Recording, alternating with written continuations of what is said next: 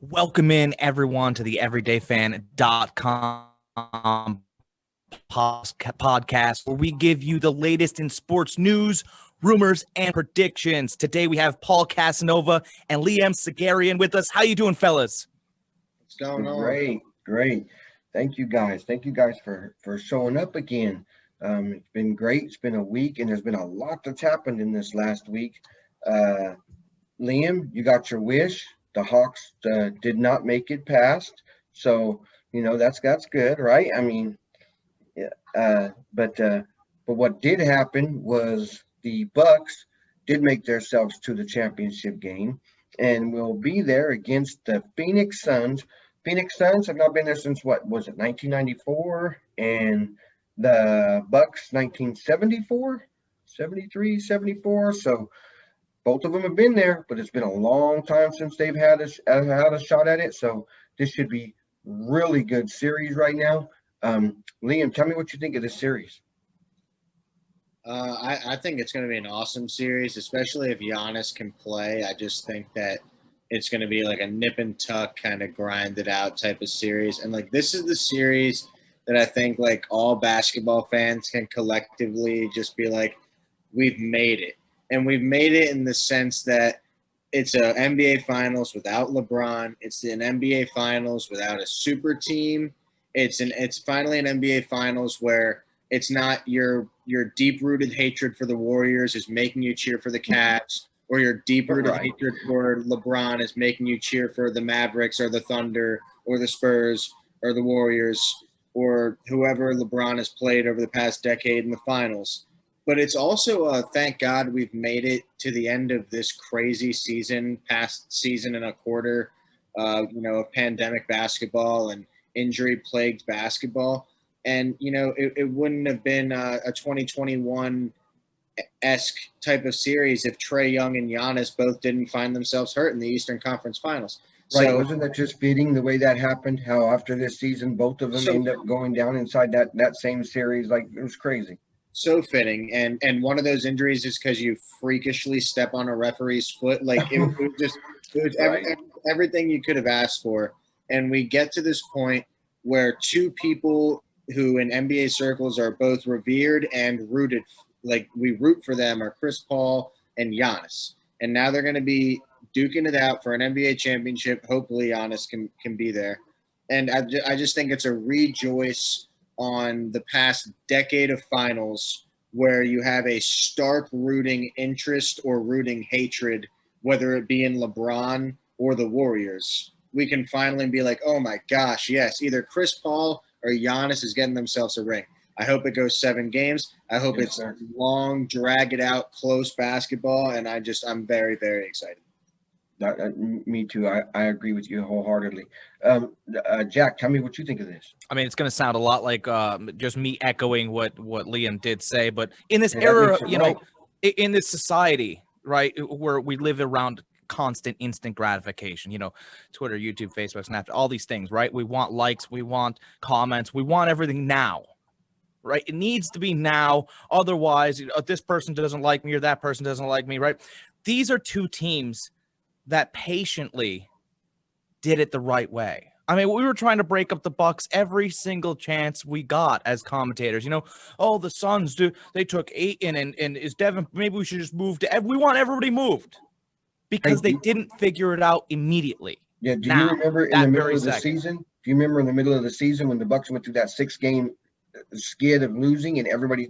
I mean, that was it, right? Blow them up. They're no good. They got to make changes. Now they're in the finals, right? They lost 6 games, and all of a sudden they don't know basketball. Get rid of the coach. Get rid of the trainers. Get rid of the general manager.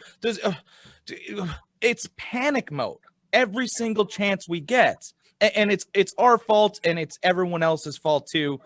And now we can finally, like Liam said, we could sit back, we could take a breath and go, you know what? Patience is back, right? The players building teams, they couldn't get it done, right? They couldn't manipulate the system. So let me ask you something. Going off of a little bit of what Liam said, I want you to start off though, Jack. Tell me, is this series going to be any good if Giannis can't play? I think it will be a good series because Milwaukee has a really deep team. You know, they have a good bench. It actually helps them because Giannis isn't the killer. And I know he takes long steps and he scores lots of points and stuff like that. But you actually need a shooter like Middleton. If Middleton, you know, shoots like he does, you know, you can bounce off. You can get the ball to Lopez. You can get. I mean, Drew Holiday is a fantastic player. You know, we forget all of these guys that they actually do have that have championship acumen. With that being said, it's very interesting to see that the line for game one is Phoenix minus 5.5. I mean, it's not 3, it's not 2. 5.5 says that they'll at least win by 8. And that's what the bookmakers are kind of calling for. Yeah. And that's the early one. So, you know, it's going to change. I mean, the minute that they say conducively that he's out, that line's going to be different. The minute they say that he is in, that line will be different. So, kind of, if you are a believer in somebody's going to win this game or lose this game, taking it right now would probably be your best bet. You're going to get some of the best odds you got right now. But Liam, tell me, does this all depend on Giannis? I don't think it all depends on Giannis, because I think you saw in games 5 and 6 that the Bucks operate better offensively as a 5-man unit if Giannis isn't there. And that's not to say in a vacuum that they're better without Giannis, because that's not true. No, but you saw the ball movement. You saw Lopez's impact when he can be in the paint rather than just be on the wing, because Giannis has to be in the paint. It's kind of the Ben Simmons, Joel Embiid dilemma. Oh, how can Ben Simmons operate in the paint if Joel is most effective in the paint? It's kind of the same way for Lopez and Giannis, except Lopez can actually bomb threes when he wants to. So it works. But you saw how he did in game. You saw him in game 5. He was unbelievable. And if Chris Middleton and Drew Holiday, even if they're not hitting shots, they still can move the ball and draw defenders to open up space that Giannis can't necessarily do, because you see how he builds the wall and then passes out. He's not like the league's most effective passer. He's not the league's greatest or craftiest passer. He's just passing because people are open, because he draws the defense. I think you see better creation out of Middleton and Holiday when they have more space to operate with the ball in their hands as opposed to Giannis. So, no, I don't think the series will even take that much of a competitive hit if he's not there. But I don't know if I trust them as much to win games like with their defense, because like that's the one thing about the Bucks that has never wavered is like their defense. But Giannis is the linchpin and the centerpiece of that defense. And against a team like the Suns, it's going to be hard if he's not there. Let me ask you something, Liam, real quick, because getting off of Giannis for a minute, because that is going to make a difference. But how about the news that Chris Paul played that last game of that series with a torn ligaments in his hand and gets 41 points? Carried him like he did with torn ligaments in his right hand. Is he going to be able to play too? Is it going to make a difference? Like, are we going back to what you said, typical for 2021? Do I think if it didn't, like game 7, if you like just given the circumstances, I think that was probably the best game of Chris Paul's life, which was pretty awesome. Pretty awesome to see at age 36. The fact that the Clippers, they take a 17-point lead or deficit down to 7, and Chris Paul, just the will to win. He's like, I'm not losing today. And Paul, you saw it in game 4 against your Nuggets. He did the same thing. He just obliterated you guys. Yeah. So I don't think it's the wrist. What I do think, and this is going to be really interesting because I haven't really heard it talked about yet. Trae Young was a difficult matchup for the, I'll put quotes around it, but Drew Holiday is one of the 3 best on-ball guard defenders in the NBA. Can we agree on that? Yeah, sure. Trae Young was a hard matchup for him because he's that much faster than Drew. But, like, there's not a lot of dudes who, like, can get around Drew Holiday, and Trae Young was able to do that. I'll tell you one person who can't do that is Chris Paul. So I think that the hardest defensive matchup Chris Paul could have possibly drawn in these finals is Drew Holiday, and I expect Drew to bother him much more than we saw he was able to bother Trae before the foot injury. And I think that's going to have a bigger impact on Chris and his wrist. What do you think, Jack? What do you think about that torn ligament in the hand? It doesn't true. It doesn't sound genuine. He shot the ball with torn ligaments in his hand and then was pushed to the ground and put both of those hands on the ground. Didn't wince once. It sounds like it doesn't. It sounds very Chris Paul. It sounds like he's putting this information out there because when the Bucks think that they got you, you got them. Right? Every time that the Bucks start to feel a little bit of confidence, everybody's putting them on their back. Guess what happens? They smoke you. And this seems like a smokescreen by a very smart player who's been around for a long time. By the way, head of the Players Association, went to Wake Forest. It doesn't look the right way. You act a certain. He was injured that one game in the Lakers. He was absolutely injured. That shoulder was bothering him.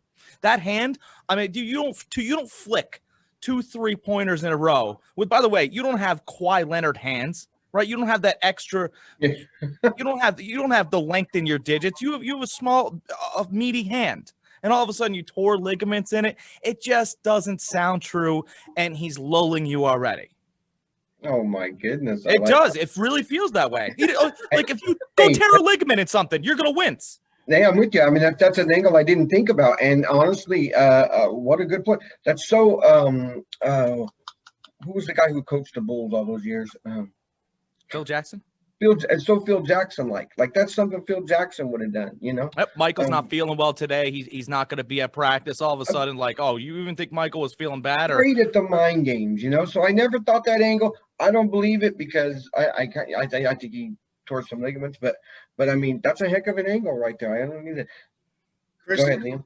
Chris knew that he was going to be playing the Bucks. He knows Mike Budenholzer's ways. He's like, if I can just get Budenholzer to think I'm not 100%, then they won't do anything to stop me. Because, like Jack said, anytime the Bucks think that they have you, like Game 1 versus the Hawks, when they thought the Eastern Conference Finals would be easy, the Hawks actually had them.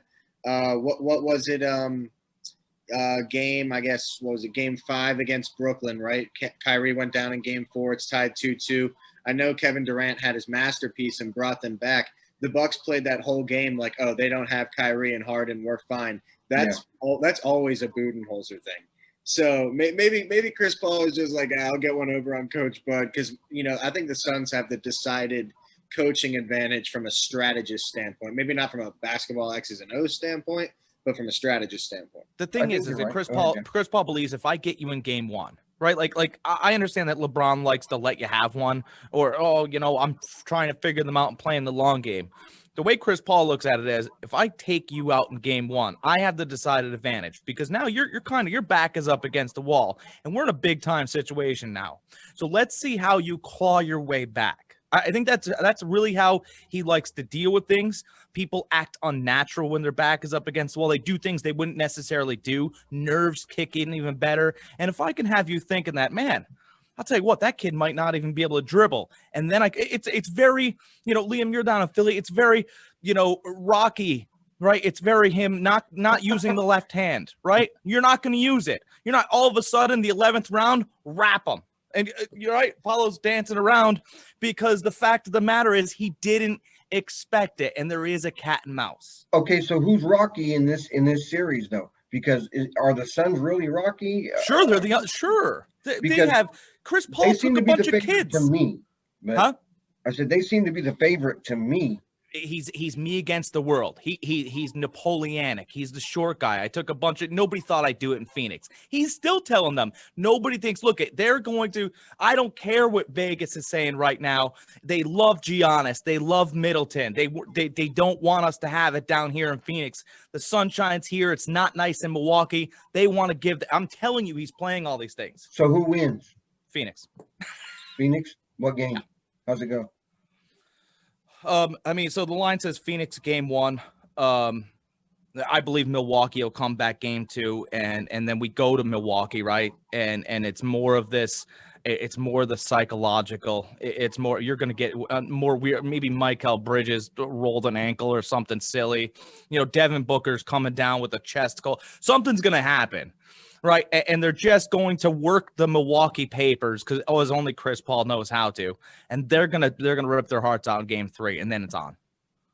Liam, I got Suns in 6, but I'm liable to change my pick after Game 3. I don't know if Giannis is, I don't know if Giannis is playing Game 1, and if they if they lose Game 1, I wouldn't play him the first 2 games honestly because they don't have home court anyway. Get him as much rest as you can, and what do they always say? A series doesn't really start until a road team wins a game. Well, if Giannis comes back for Game 3 fresh, even if they're down 2-0. They got 2 in Milwaukee. Talk to me after Game 3. If it's 2-1, I might want to change that.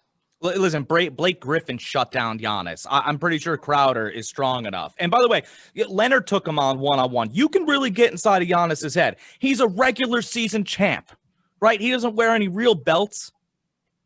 Yeah. No, and the Suns are perfectly built to guard them too, except for Chris Paul on Drew Holiday. Chris Paul can still defend at a pretty high level. I just don't know. I think that's probably their best defensive matchup right there, assuming that Bridges or Crowder Bridges will probably be on Middleton, and they can shade. I'm sorry, forgetting his name. They can shade Devin Booker. Booker's been scrappy though. Booker scrapped George pretty nice.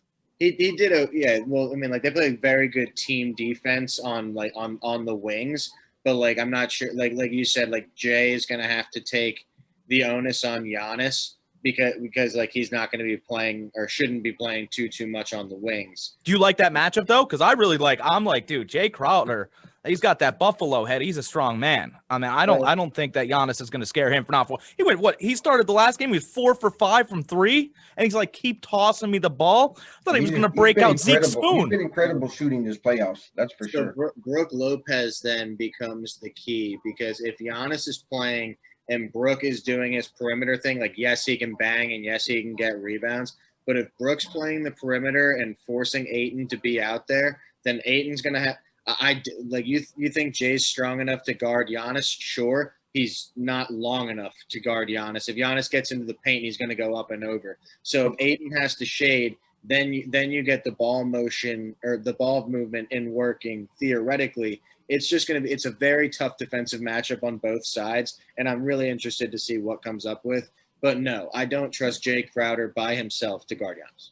Right.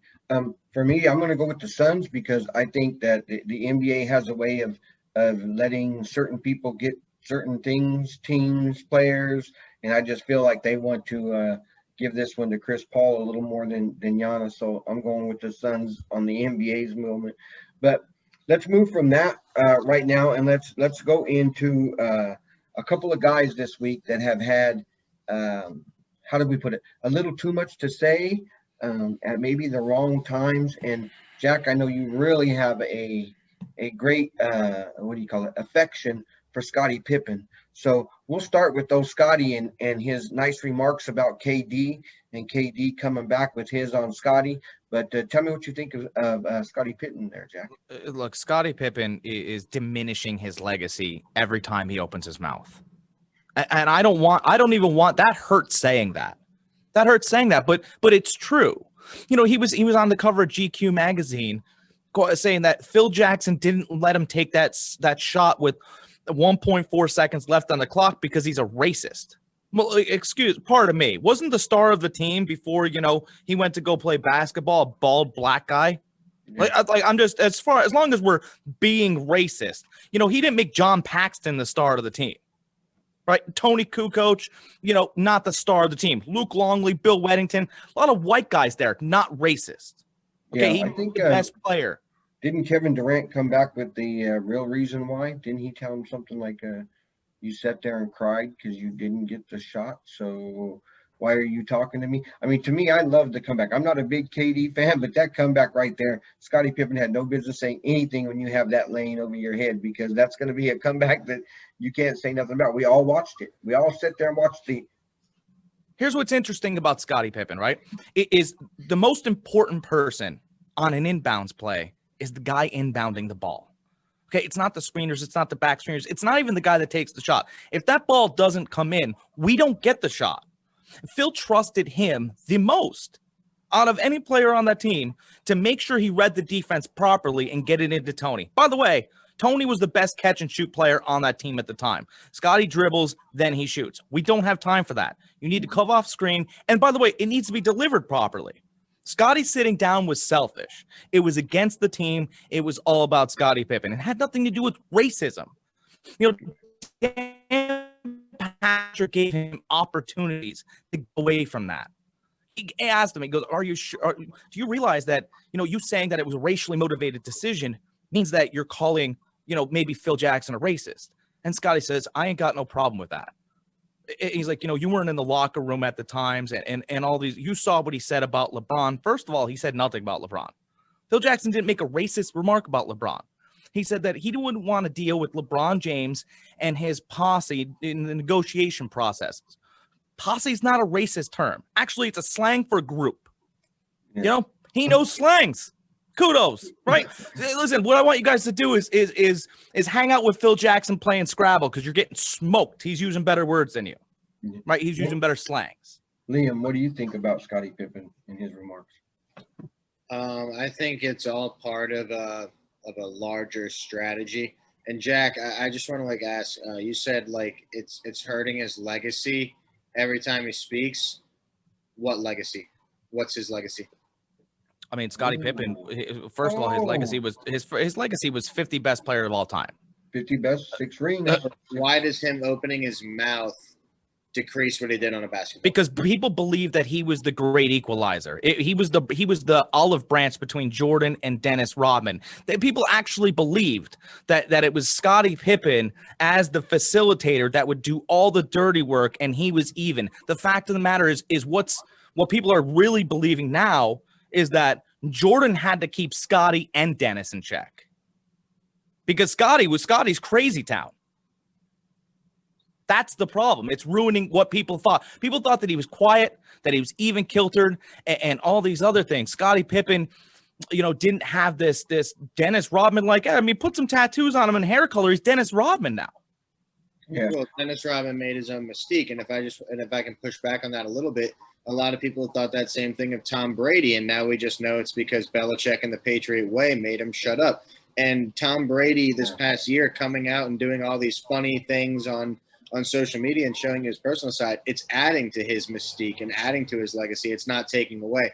Terrell Owens, when he opened his mouth and did all the stupid things that he did, it doesn't take away from the fact that talent-wise, he's a top 3 to 5 receiver ever. So no, I don't think it's taking away from his legacy at all. And do I like what he's saying? No.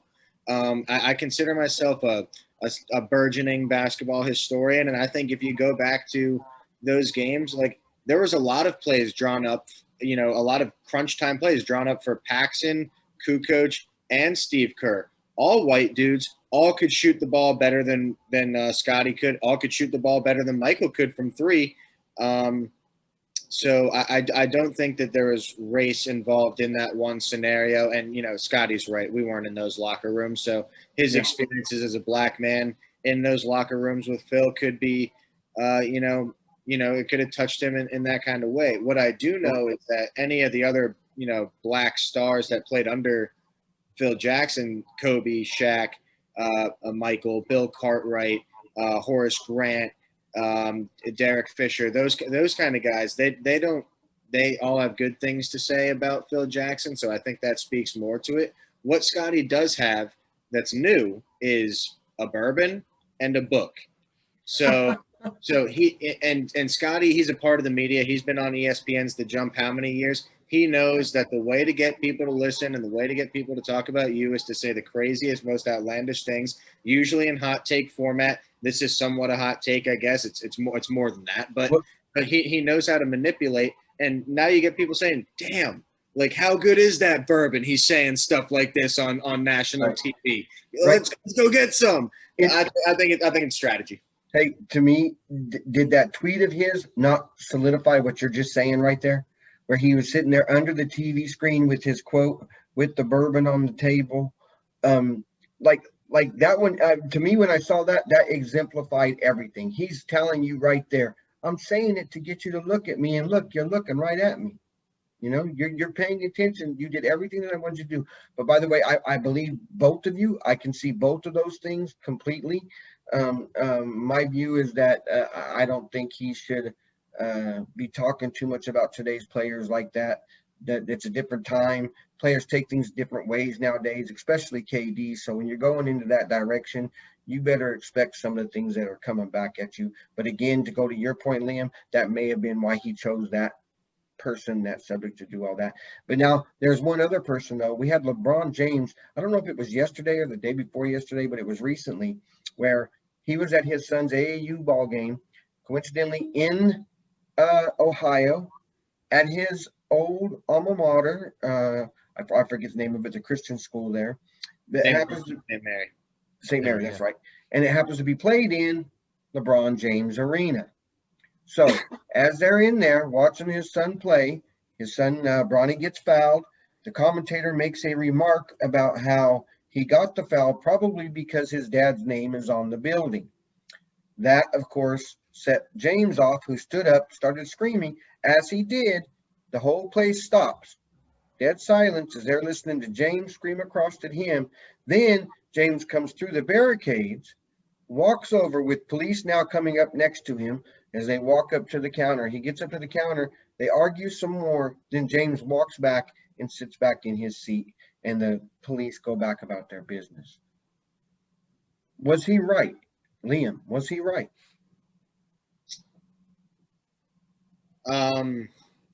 Yes, and I hate saying yes and no, so I'll say yes. He was right.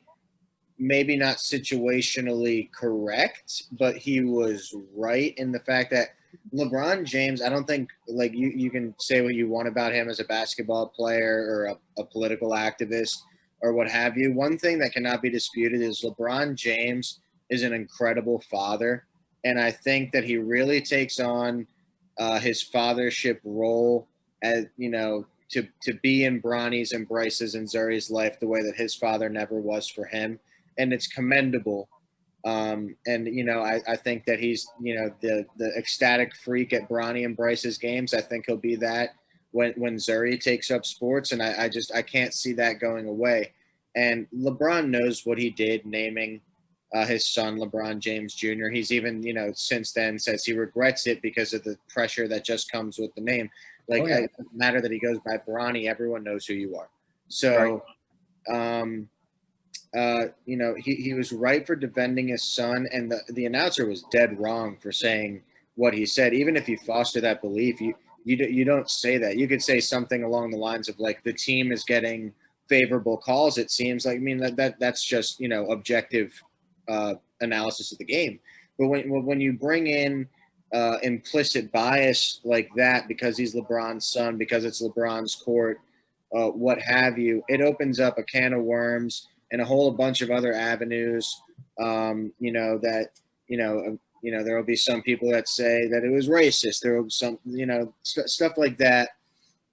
And I think LeBron, you know, is well within his right to shut that down, as any father is within their right to shut any objective criticism of their children down.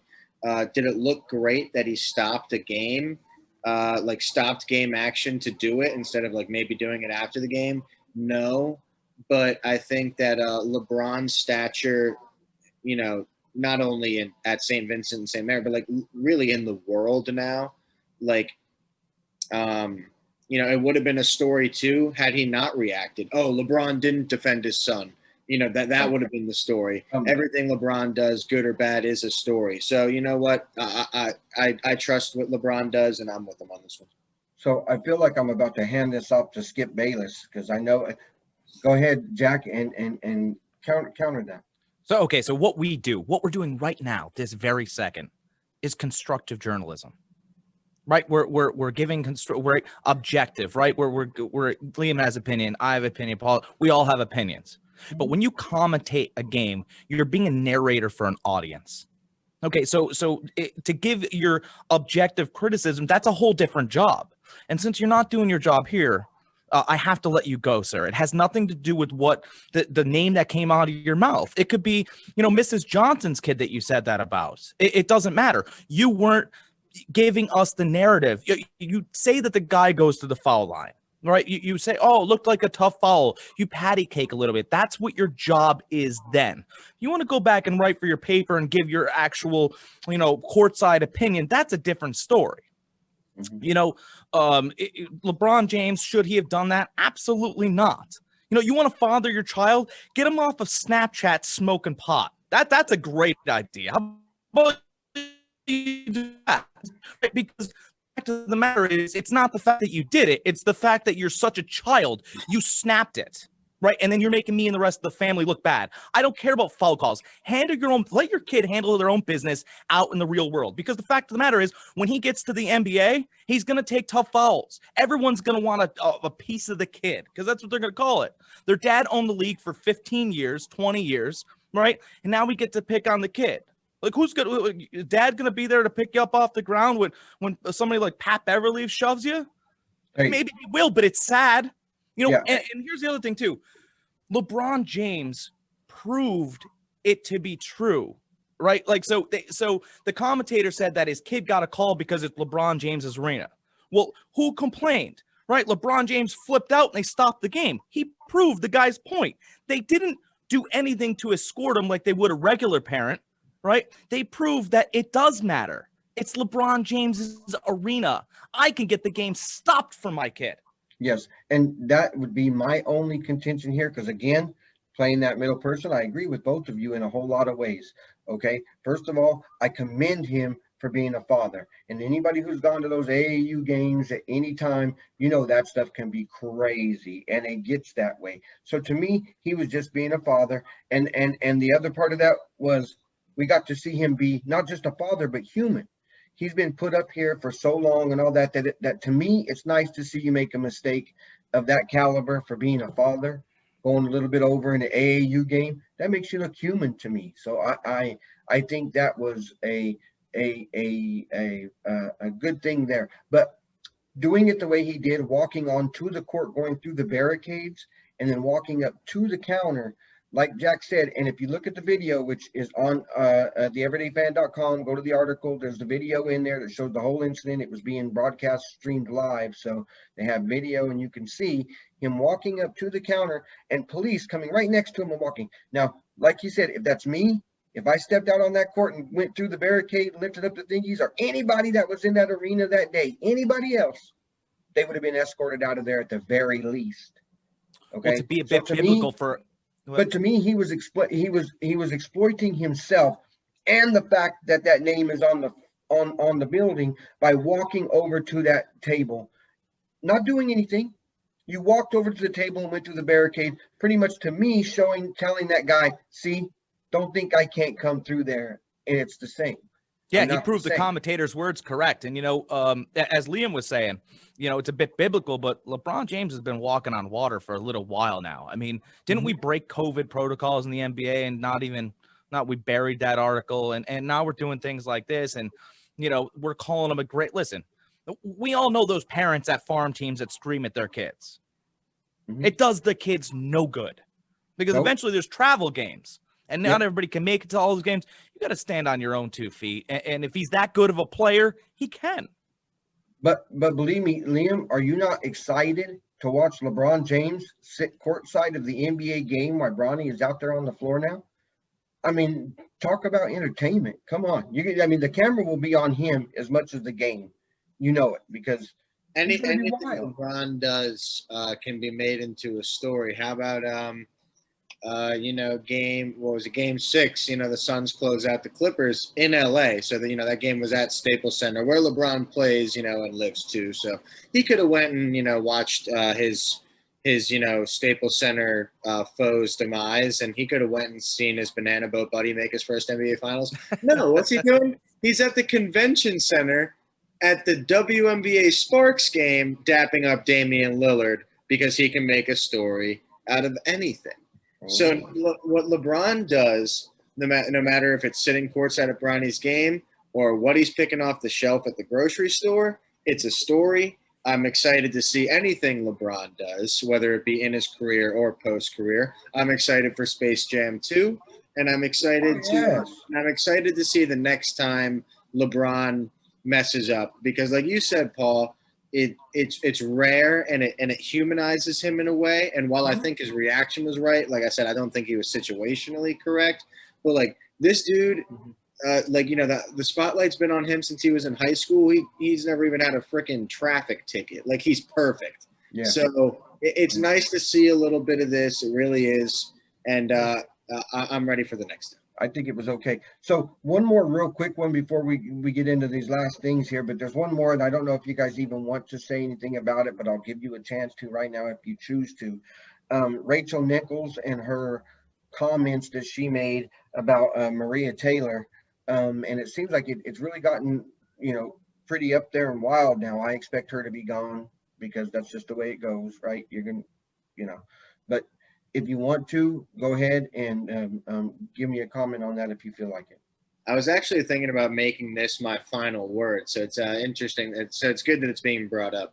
I don't think Rachel Nickols is going anywhere. I don't know if you saw her opening segment on The Jump today, but she was very apologetic and remorseful. And, what like doesn't necessarily sit well with me is Kendrick Perkins and Richard Jefferson kind of like taking over her apology in a way, both as, black males who, they said, they've had uncomfortable conversations over the past few days and really try to like hammer in on what's going on and stuff like that. And it's another thing that, like, Rachel, if you believe that, you better not say it out loud where you could be recorded as a public figure. You saw what happened to Donald Sterling. You see what happens to a bunch of people who get caught kind of giving those implicitly biased views over voice memos. And while I do think that Rachel Nickols is a good person at heart, and from the stories I've heard, she is. I thought the apology was sincere. I think it's like a further learning point because those beliefs are still harbored like a lot as a community. And I think it's just time to recognize the fact that minorities, whether they be people of color or just women in general, which, like, she should be sympathetic. She's a woman, a very high ranking woman in the sports media realm. It's right. Hard to get to where she's gotten to. Right. Just based on the fact that she's a woman. Maria Taylor is a black woman, and she's very, very good at her job. I don't think in any realm she was given the job of working the finals because of ESPN's longstanding battle with diversity. I truly think it's because she's a baller. I think she's a very good analyst. So the fact that Rachel Nickols is thinking this way, I think is just an issue because she's not taking into account the work that Maria's put in. She's taking into account what she's seen over the past year as far as recency bias. And this quote was made nearly a year ago. So ESPN, one, knew about this, and then two, knew that this was coming down the pipeline and chose not to do anything about it until the story was made official because Maria Taylor's contract is up in a couple weeks. So I think it's more shame on ESPN that it wasn't combated earlier. And to that point, shame on Rachel Nickols for not apologizing and or addressing it earlier before the media or TMZ or whoever broke it had to break it. Right. But I think it's a learning point. I don't think she'll lose her job. And I hope that Maria Taylor continues to prosper because her work has gotten her here, not the color of her skin. All right. Go ahead, Jack. Okay, so nobody so Liam, if I stick up for you, should I have to apologize for that? Give me an example. Like if I somebody we don't like Liam, he's a jerk. And I say Liam's not a jerk. Liam's not a jerk at all. I deal with Liam all the time. He's a great guy. Maybe you caught him on a bad day. Should I have to apologize for that? If the majority thinks you're a jerk, right? No. I shouldn't have to apologize. I stuck up for you. Okay. Rachel Nickols shouldn't have to apologize to Maria Taylor at all. Because actually, if you listen to it, she stuck up for her. Right? She wasn't talking about the color of her skin.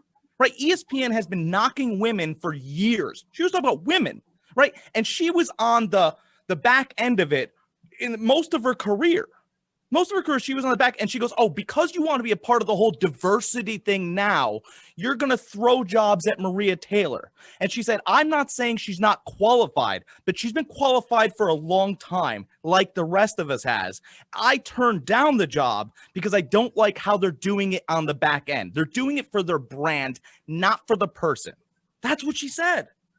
And people are turning this into her versus Maria. Actually, ESPN's turning it into her versus Maria Taylor because it's good for their brand. Because then they get to pick and choose, and they have people talking about it. Let me ask you both something though. When you're dealing in your own lives and you're trying to get yourself into a better position, maybe at your work, at your job, whatever it may be, do you not want to look out for yourself? Are you not pushing yourself, looking for the opportunities, whatever? In other words, to me, this was a normal situation where people are at work, and especially, and I know I could take a big shot for this, but let's, anybody who's married, no, women kind of, they're kind of hard to deal with on their own, much less together. So to me, it's just a natural thing where you're fighting for your own existence in a job for where you want to get to someplace. And the things you're saying are what you might be feeling at that moment, but it's a normal thing that we all feel in your jobs, trying to get to that next step, and there's somebody that's there with you. So although it wasn't a proper thing to say, and that maybe the way she said it or anything like that, and so in a way, I guess, once again, for the third time, I kind of go with the both of you, because I agree that she, first of all, I agree that Maria Taylor is great at what she does, and she's definitely not there because they're just pushing somebody along. If you wanted to do that, you could get anybody to do that, right? She happens to also be very knowledgeable, and when you listen to it, you know that. We know the difference, right? But so I just agree with both you, and I think too that she just was being a human being again, and so that's what I think she was echoing the James Brown song, right? This is a man's world, right? The sports talk has been a man's world for a long time, and because I think she was also asked, why didn't you want to take that job? And she was candid about why she didn't take that job. And I don't think it was everybody's looking for a shot or a beef or a something, right? Everybody's looking for something. If you really listen, the way she really took the shot at her employer, she took the shot at ESPN out of everything, right? She said ESPN deserved to give the women in this company, right, shots much earlier, but because their company, Disney, is under a little bit of scrutiny and a little bit of fire now, right? Now you're shoveling jobs at people. You're going to stretch them too thin. And when they take all of them, guess what's going to happen? You're going to, the performance isn't what it was before. And she just wants to caution people not to do that. Right, go ahead. My only pushback, I guess, is that I don't think that then the messaging wasn't clear. So like if it was then like what you're saying, Jack, then like she shouldn't have been forced on national TV to apologize or have uncomfortable conversations with Richard Jefferson and Kendrick Perkins. But she also shouldn't have had the leeway to let this situation fester for nearly a year's time.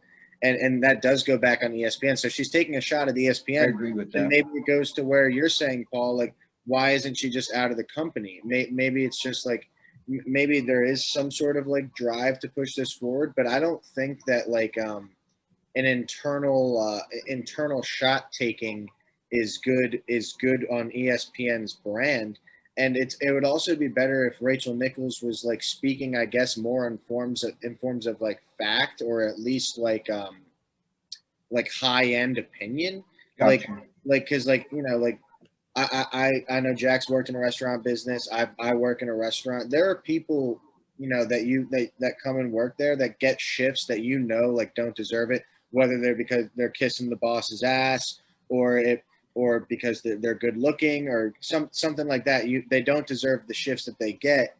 But like, if that's like a wide held like opinion, then like it's okay, I guess, to voice that or at least make like a scrub of it because it's affecting the workplace. I don't think Maria Taylor's involvement with the finals was at all affecting the workplace. It was just affecting Rachel Nickols, which, with all due respect, other people have to have the opportunities that you get too. Like, there's going to be a decision-making process, and if they go with Maria Taylor, they go with Maria Taylor. Yeah. This clearly is not a wide-held opinion amongst NBA pundits on ESPN that she shouldn't have been working the finals. So that's a what good else is point, interesting though. too is a lot of people have been leaving. There's an exodus from ESPN, right? And it's been an exodus from ESPN over to Fox. So I mean, like, I'll assume that the workplace isn't different. I'll assume that Fox pays better, and you can be a little bit freer with your language, and you can talk opinion a little bit more, and people will tune in for that stuff too. Colin Cowherd and Bill Simmons have talked at nauseum about like the deficiencies of ESPN. Colin Cowherd, I don't think, is ever leaving FS1. If you hear the way he talks about ESPN, Skip Bayless will at least say, when I was doing the other show on ESPN, or sometimes he'll even reference First Take. Nick Wright will reference pundits from ESPN, but you hear Colin Cowherd, it's when I was working at the other place, when I was at the other network. He won't even bring up ESPN. So there's definitely something to be said, but I don't think I think in this situation specifically, I think there needed to be a little bit more substance for Rachel Nickols to make an issue of it. I can agree with that. That's a very excellent point. If there was some validity behind some of the things that you're saying, if they had been out there before or whatever, that's an excellent point. I think that would make a big difference in what this is. And by the way, all of you guys running out of ESPN, you can run right over here to EDF Sports. We'll happily take all those people Yes, we will. from ESPN. I mean, come on, we're here for you guys. We are here for you. Okay. So sorry to end on a note such as that one, but I also thought it was a little bit important to just kind of say something if we needed to on that one. But that's pretty much what I got today, guys. I think we covered a little bit of good everything, but I want you guys to give me Liam. I know we probably took a little bit of your last word, but that's okay. Even throw it out there, man. All right. Oh my gosh, what number are we at right now? UFC 264 this weekend.